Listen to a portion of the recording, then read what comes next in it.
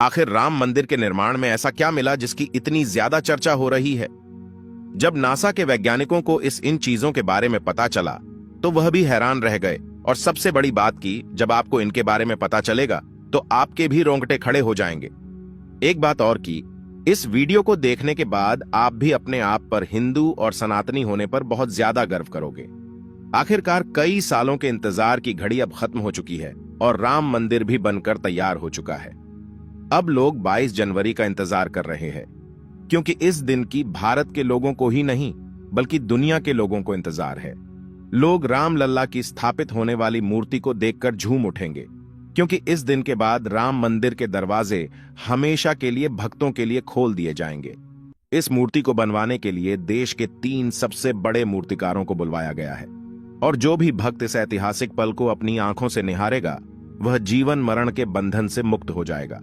क्योंकि यह तो आपको पता ही होगा कि 22 जनवरी 2024 को राम मंदिर में रामलाल की मूर्ति की प्राण प्रतिष्ठा होगी। लेकिन यह मंदिर तो बनकर भले ही तैयार क्यों ना हो गया हो, लेकिन इसके निर्माण के समय कई ऐसे चमत्कार हुए हैं, उसे देखकर मंदिर के पड़ती समेत कई लोग दंग रह गए हैं। यहां तक इन चीजों को देखकर नासा के वैज्ञानिकों ने तो अपना सर ही पकड़ लिया है, और तो और वह एक ऐसी गहरी सोच में पड़ गए हैं कि मानो उन्होंने कोई भयानक चीज देख ली हो। आज की इस वीडियो में हम राम मंदिर के बनते वक्त हुए उन चमत्कारों और रहस्यमयी चीजें के बारे में आपको बताएंगे, जिसे सुनकर शायद आप भी यकीन ना कर पाओ। आपको बता दें कि जब यहां मंदिर निर्माण का काम चल रहा था तब एक 1200 खांभों की ड्राइंग तैयार करवाई गई और अमेरिका से एक विशिष्ट वैज्ञानिकों की टीम को बुलवाया गया ताकि वे इसका निरीक्षण करके होने वाली हर एक कमियों को दूर कर दे और राम मंदिर की शान में 4 चांद लगा दे। लेकिन जैसे ही राम मंदिर के निर्माण के वक्त वहां की धरती को खुद गया, तब उस धरती से एक ऐसी वस्तु निकली कि उसे BCC देखकर सभी के होश उड़ गए। और उसे चमत्कारी और दिव्या वस्तु ने न सिर्फ उन वैज्ञानिकों के होश उड़ाए बल्कि भारत सरकार को भी हिलाकर रख दिया, जिसके बाद तुरंत एक कमेटी बनाई गई और उसकी जांच के लिए लगा दी। लेकिन उसके बाद कुछ ऐसा हुआ कि वे सभी भी प्रभु श्री राम के भक्त बन गए। दरअसल यह बात है राम मंदिर के निर्माण के समय की, जब अमेरिका से थॉमस नाम के एक वैज्ञानिक भारत में राम मंदिर निर्माण कार्य के दौरे पर आए हुए थे। यहां आकर उन्होंने देखा कि राम मंदिर का निर्माण कार्य तो काफी चल रहा है, जिसके बाद उन्होंने अपना रूटीन काम फिर से करना शुरू कर दिया और अपना काम करना शुरू कर दिया। अपने काम करने के दौरान जैसे ही उनकी नजर मंदिर परिसर की तरफ गई तो उन्हें एक ऐसी जगह दिखाई जहां पर वहां धरती नरम पड़ी हुई थी। देखने में वह धरती वहां की जगह से पूरी अलग ही दिख रही थी।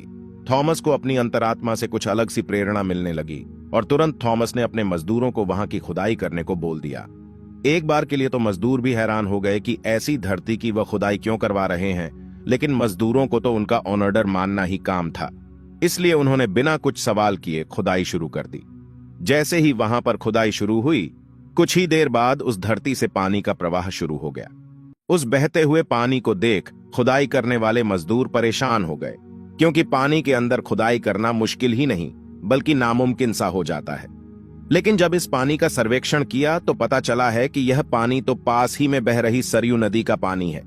वे लोग यह समझ नहीं पाए कि यह माता सरयू का आशीर्वाद है कि वह खुद राम मंदिर की निर्माण में सहयोग कर रही थी।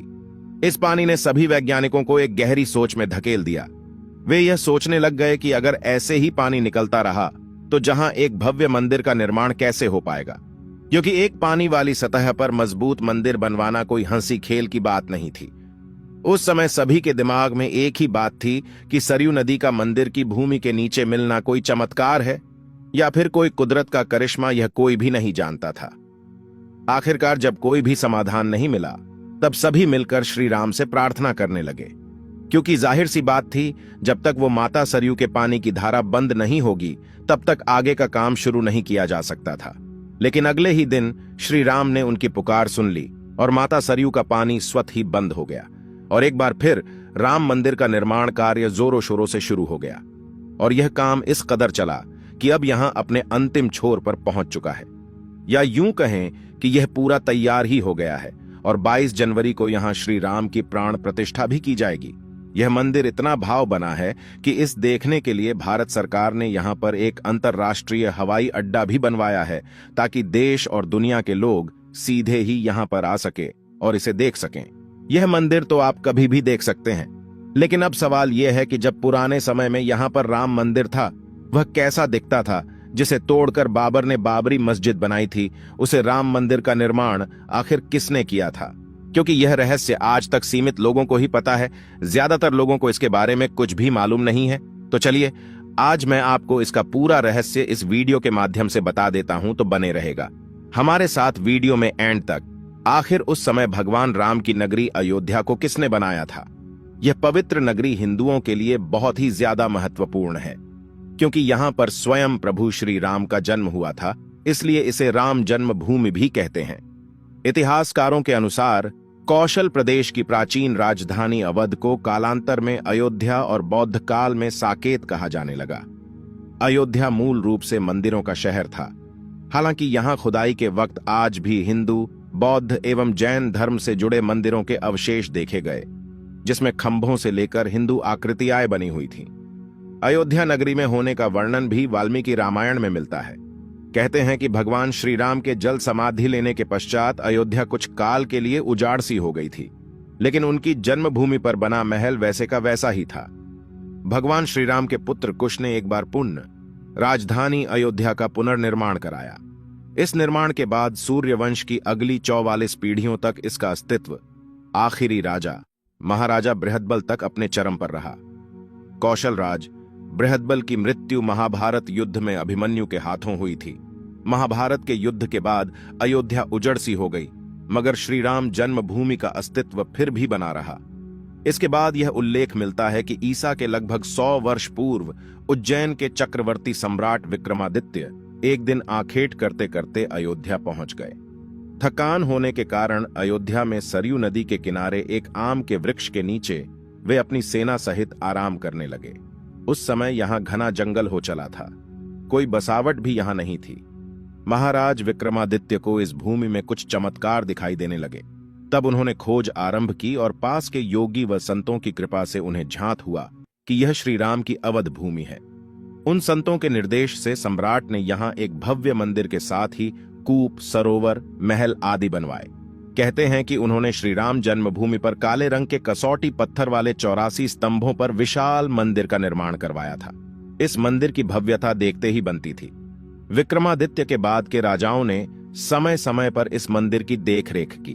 उन्हीं में से एक शुंग वंश के प्रथम शासक पुष्यमित्र शुंग ने भी मंदिर का जीर्णोद्धार करवाया था। पुष्यमित्र का एक शिलालेख अयोध्या से प्राप्त हुआ था, जिसमें उसे सेनापति कहा गया है तथा उसके द्वारा 2 अश्वमेध यज्ञों के किए जाने का वर्णन है। अनेक अभिलेखों से झांत होता है कि गुप्त वंशीय चंद्रगुप्त द्वितीय के समय और तत्पश्चात काफी समय तक अयोध्या गुप्त साम्राज्य की राजधानी थी। गुप्तकालीन महाकवि कालिदास ने अयोध्या का रघुवंश में कई बार उल्लेख किया है।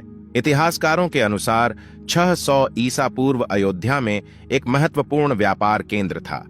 इस स्थान को अंतरराष्ट्रीय पहचान 5वीं शताब्दी में ईसा पूर्व के दौरान तब मिली जबकि यह एक प्रमुख बौद्ध केंद्र के रूप में विकसित हुआ। तब इसका नाम साकेत था।